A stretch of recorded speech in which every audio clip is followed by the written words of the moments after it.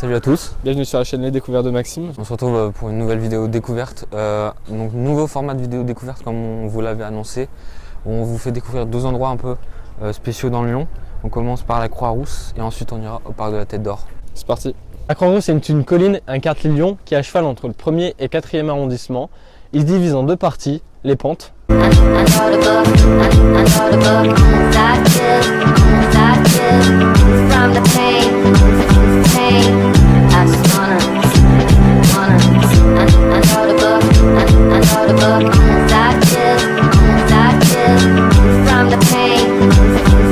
Et le plateau.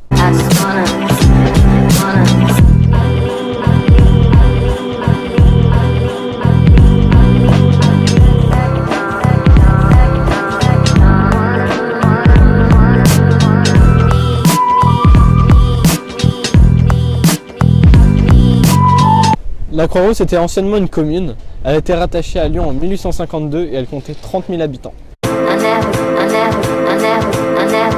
Le gros caillou est un des symboles de la Croix-Rousse. Il a été découvert en 1862 lors des travaux de percement du tunnel qui relie le reste de la presqu'île au plateau de la Croix-Rousse.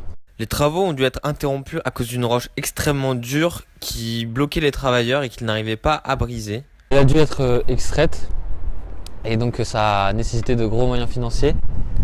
Le gros caillou est devenu un des symboles de la force et de la persévérance des Lyonnais face aux obstacles et également du rattachement de la Croix-Rousse à Lyon. Selon la légende, il représenterait aussi le cœur d'un huissier qui aurait jeté dehors une famille de canuts déshérités. C'est plutôt bonne ambiance, j'ai envie de dire.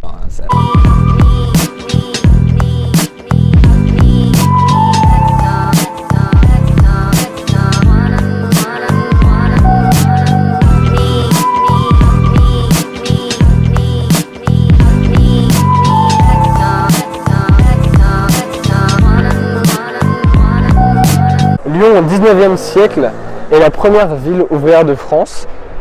Les ouvriers qui sont arrivés ici à la Croix-Rousse ont marqué l'histoire et l'urbanisme de la Croix-Rousse qui devient un haut lieu de tissage industriel de soie.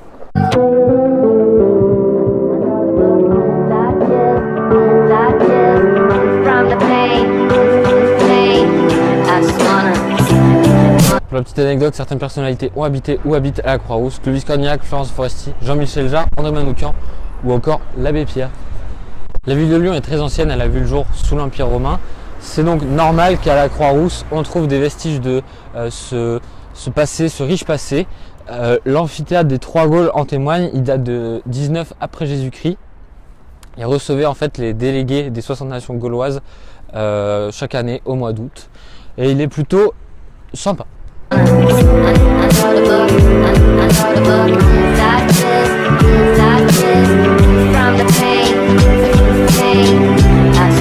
Si je vous dis traboule ou immeuble canut, ça ne vous dit rien?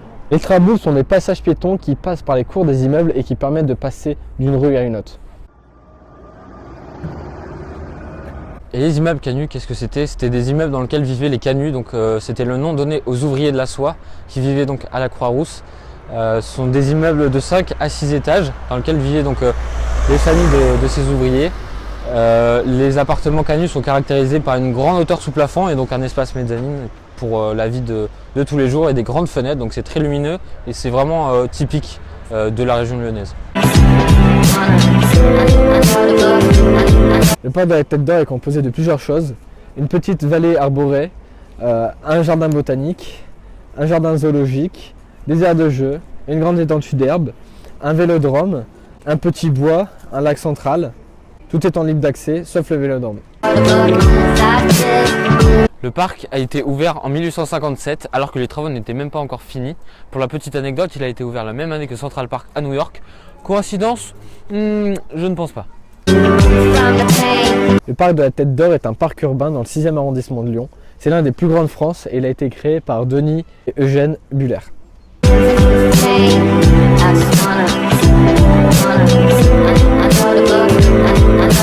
Le parc de la Tête d'Or fait 1,17 km².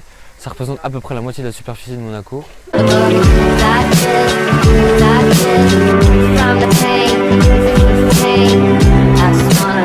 Le parc accueille 3 millions de visiteurs par an. Et il a aussi accueilli des tournages, notamment la série Disparu sur France 2 ou alors le film Les Adoptés de Mélanie Laurent.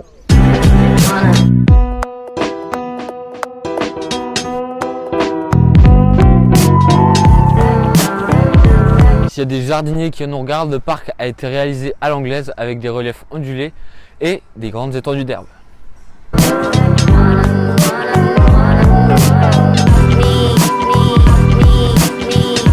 Et pour la petite anecdote, il y a déjà quelqu'un qui a réussi à passer la nuit ici, alors que le parc est fermé la nuit. Il s'est tout simplement caché dans le parc. Guillaume le Thug.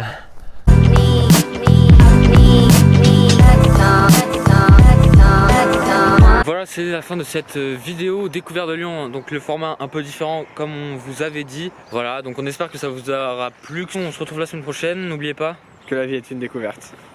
I wrote a book, 'cause I feel, 'cause I feel insane.